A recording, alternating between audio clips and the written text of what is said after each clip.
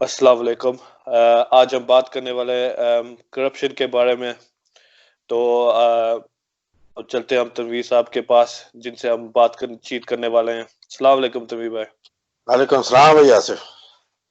तो तनवीर भाई, ज़रा हमें बताएं आप कि ये जो हमारी आवाम है, जो लगातार देखो करप्शन में ही फैलती जा रही है, और जो करप्शन करवाते हैं उनको सपोर्ट करती जाती है, जैसे पॉलिटिशियंस वगैरह हो गए जो गवर्नमेंट में है। तो हम्म। आप जरा हमें बताएं, अभी कोई पर्सनल एक्सपीरियंस है आपके पास, या आपको क्या आज डिटेल है हमें। मैं अवाम का जो ना, मैं भी एक अवाम हूँ, जाहिर सी बात है आप भी अवाम हो। हम अवाम ही करप्ट है। जब कुछ चीज है ना, मैं अपने गलबान में पहले झांकूंगा ना, उसके बाद जो है ना मैं किसी की तरफ उंगली उठाऊंगा। जब मैं यहाँ पे नहीं झांक सकता ना, तो मैं उंगली वहां उस साइड उंगली भी नहीं उठा सकता। अवाम क्यों जा रही है करप्ट लोगों के पीछे, या उनको क्यों सपोर्ट कर रही है, ये तो उनका अपना अक्ल होना चाहिए। ठीक है, जिसका है उस हिसाब से पूरा सोच समझ के होना चाहिए। मैं पर्सनल एक्सपीरियंस बता देता हूँ कि हम शुरू से लेके ना, ऊपर से लेके नीचे तक सारे करप्ट हैं।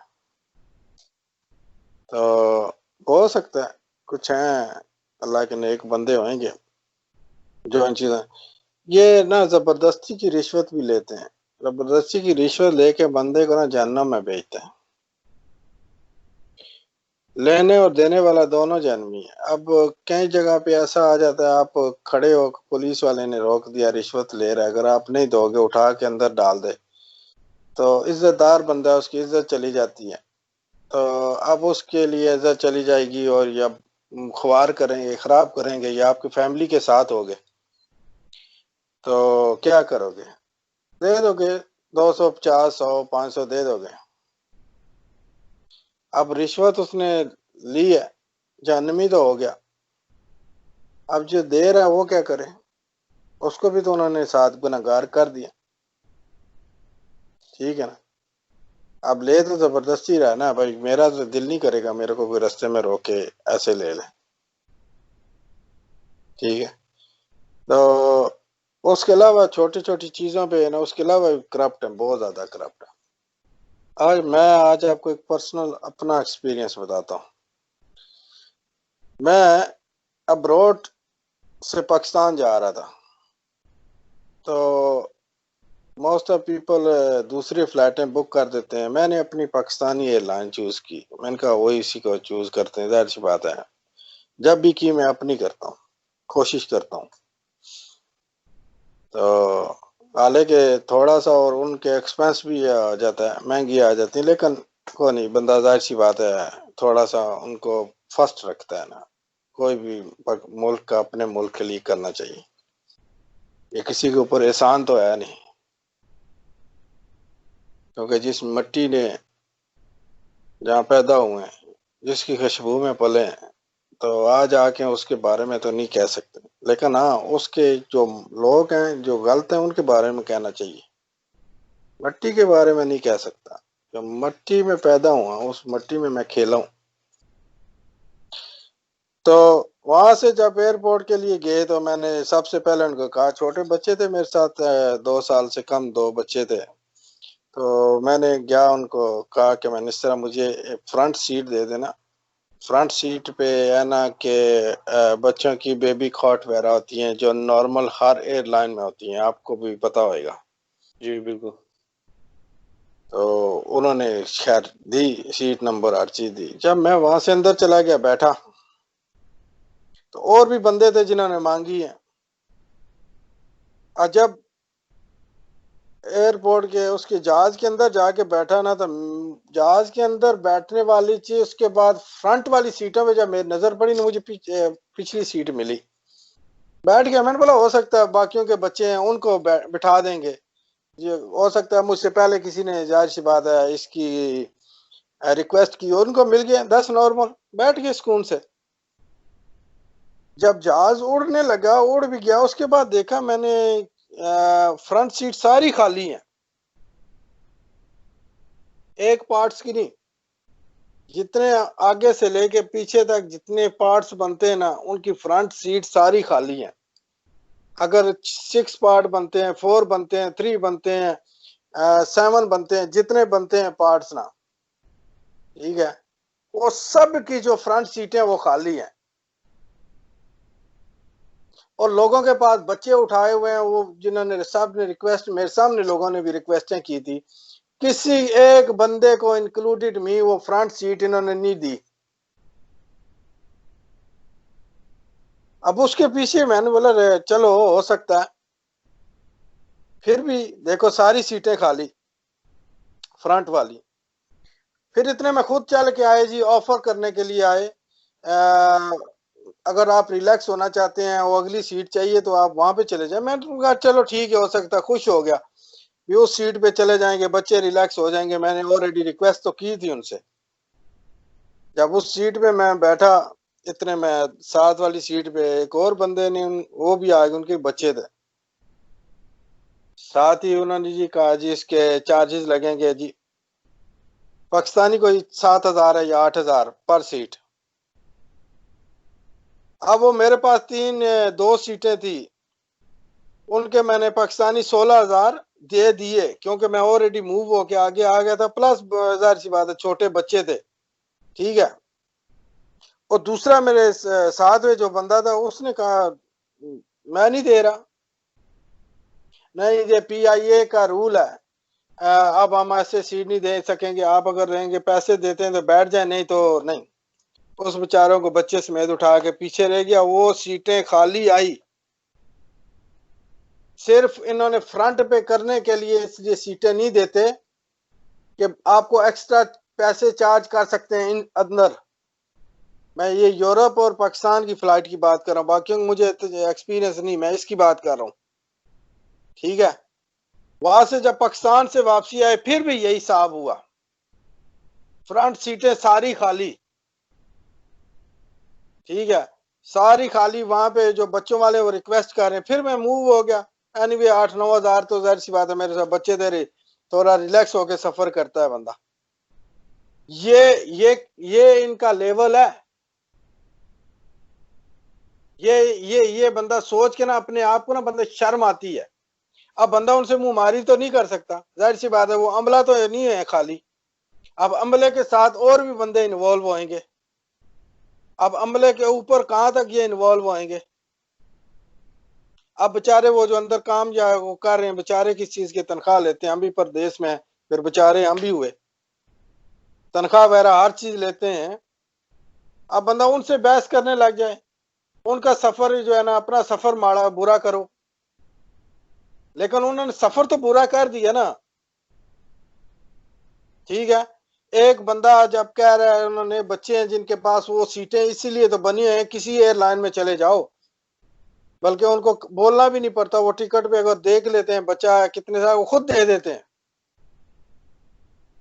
ठीक है।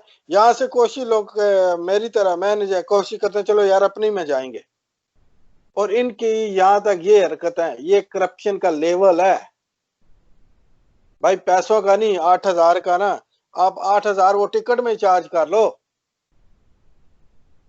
बंदे को फीलिंग नहीं होगी।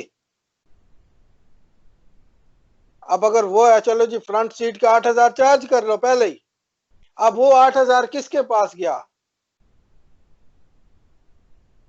इसी तरह मेरी तरह कितने बंदों ने दिए होंगे, वो किधर गए। अब उसको मैं क्या समझू, मैंने वो रिश्वत दी है या वो रिश्वत नहीं दी।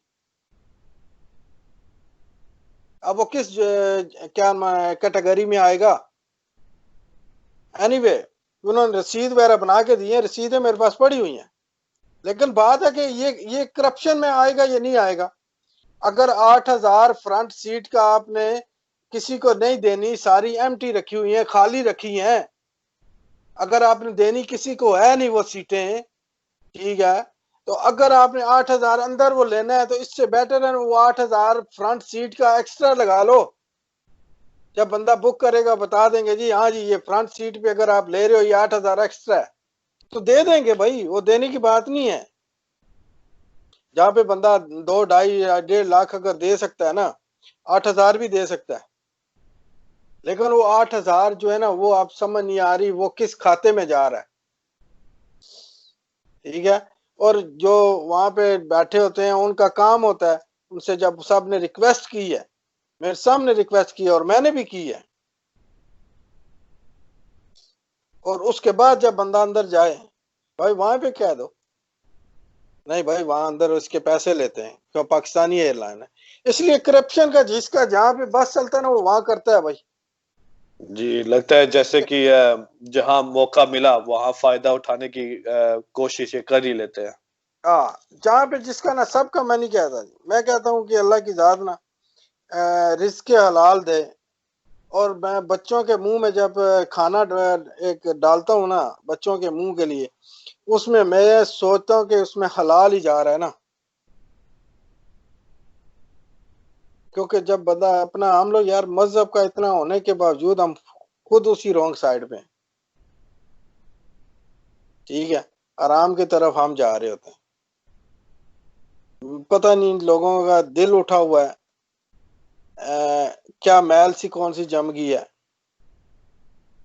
कि इन चीजों में आप पुलिस वाला कर लो या कोई और नॉर्मल कर लो, वो रिश्वत ले रहा होगा तो यार उसको दिल जो है ना मुलायम करना चाहिए। भी अभी तू रिश्वत लेके फारग हुआ है और साथ ही तू अगर जुमे की नमाज के लिए चलो और बाकी नहीं जुमे के लिए जाएगा, तो जहन दिल मुतमिन कैसे होएगा कि मैं नमाज के लिए जा रहा हूँ और मैंने परसों तरसों अगले हफ्ते पिछले हफ्ते मैंने इतना रिश्वत ली है। अब वो सजदा करते हुए सोचना तो चाहिए ना, भी मैं सजदा तो कर रहा हूँ, अल्लाह को सजदा कर रहा हूँ, अल्लाह की जात है खैर माफ करने वाली, वो गफूर रहीम है, माफ करने वाले, तो वो किसी को माफ करे। लेकिन एक साइड पे हुक्म आया तो वो भी साथ है। तो इसलिए जिसका बस जहाँ पे चलता है वो वहां से शुरू करता है भाई। करप्शन के ऊपर हम कहेंगे स्पोर्ट नहीं करें, स्पोर्ट क्या ना करें, बिरयानी की प्लेट के ऊपर स्पोर्ट करने वाली कौम है। ठीक है। नस्ल ब नस्ल हम लोग गुलामी करने वाले हैं। तो जब तक हम अपने अंदर अपने जमीर को नहीं उठाएंगे ना, तो कुछ नहीं होएगा। पहले अपने जमीर को उठाओ। जिस दिन तुम्हारा जमीर जिंदा हो गया ना, खाली मेरा अकेले का जमीर मैं नहीं उठा सकता, मैं अपना अकेले का जमीर उठा लूं, आगे पुलिस वाले नाके पे लगे हुए मेरा जमीर तो उठा के थाने में ले जाए हैं जी फिर। बिल्कुल, वो क्या है ना, हालात बंदे के ना इंसान के मुश्किल हो जाते हैं। हाँ। खास कर कि जब फैमिली हो ना, तो उसमें क्या होता है कि बंदा नर्वस हो जाता है। मेरे साथ तो हो, हमारे साथ जो हो मर्द है, चलो ठीक है, होने दो, कोई फर्क नहीं उसमें ज्यादा खास। लेकिन जब फैमिली में औरतों में आए, बच्चों में आए, तो बंदा चाहता है यार किसी भी तरीके से यार ये कोई रास्ते से निकल जाए। तो वो और ये चाहे आप है, आप फैमिली फैमिली के साथ ज्यादा ख्याल करना चाहिए। कई लोगों की ना एक बड़ी अजीब फितरत है, आदत होती है, जब फैमिली हो ना फिर थोड़ा अचानक बंदे को ना लिहाज करना चाहिए। हो सकता है अगला बंदा जो है ना फैमिली की वजह से थोड़ा सा शरीफ बना हुआ है। अगर वो रिप्लाई नहीं कर रहा फैमिली की वजह से, हो सकता है ना कर रहा हो सकता है वो अकेला हो बूथा तोड़ दे, फैमिली की वजह से बड़ा हो शरीफ बना हुआ है, और उसका फायदा कई लोगों को उठाना आता है। ठीक है। तो पहले हमको खुद को ठीक होना चाहिए, फिर उसके बाद करप्शन पे देखा जाएगा, मुल्क के सरबराह भी ठीक आ जाएंगे। जी, अवाम की यही है ना कि रूल्स होते हैं, इंसान को रूल्स फॉलो करने चाहिए। ठीक हम्म। है, जहां तक ये रूल्स बनाते हैं हम सोसाइटी के लिए हैं। जैसे यूरोप का कोई मुल्क कर दो, कैसे कैसे उन्होंने रूल्स किए हैं, हर हम्म। बंदा फॉलो करता है। जैसे या गाड़ी का हो गया, देखे फैमिली तक उन्होंने रूल्स बनाए, वो रूल्स कायम किए उन्होंने। इसलिए अब वहां रहने में भी बंदा नहीं ना दिलचस्पी रखता है कि वह यूरोप में जाके रहे। ये नहीं कि हमारा मुल्क में कोई खराबी है, हमारा मुल्क बहुत खूबसूरत मुल्क है रहने के लिए। ठीक है, लेकिन जब हर छोटी अब गाड़ी की ना, आप कुछ भी सेफ्टी कर लो या गाड़ी का कुछ भी कर लो, आप नहीं ध्यान दे रहे हो। हम्म। ठीक है, ट्रबल में आके फिर बोलते हैं भाई सामने वाले को पैसे देके मामला रफा दफा, क्योंकि आपको जो पनिशमेंट है वो पूरा नहीं करना है। हम्म। ठीक है, तो पनिशमेंट से निकल के आपने जरा सी रिश्वत दे दी भाई, चलो चलो अब पुलिस वाले से बच गए हो, ठीक है, रिश्वत देके पुलिस वाले से बच गए, अगले जहान कहाँ से बच गए आप? अल्लाह की ज़ात हम सबको हिदायत दे इसके ऊपर, इतना ही कह सकते हैं। बाकी दवाई कर सकते हैं, अगर हम रास्ते से हटे हुए हमें सीधे रास्ते पे ला। आमीन। देखा इंशाल्लाह खैर करेगा। चलो भाई, बड़ी मेहरबानी आपकी थैंक गुफ्तगू यू। करने के हमारे साथ टॉपिक पे। तो व्यूज के लिए भी शुक्रिया, इंशाल्लाह फिर मुलाकात होगी। तो अगर कोई सजेशन है जो टॉपिक आप चाहोगे कि उस टॉपिक में हम बात कुछ करें, तो हमें सजेशन जरूर देना, हम जरूर कोशिश करेंगे उसके बारे में। बाकी सब्सक्राइब करना और इंशाल्लाह फिर मुलाकात होगी।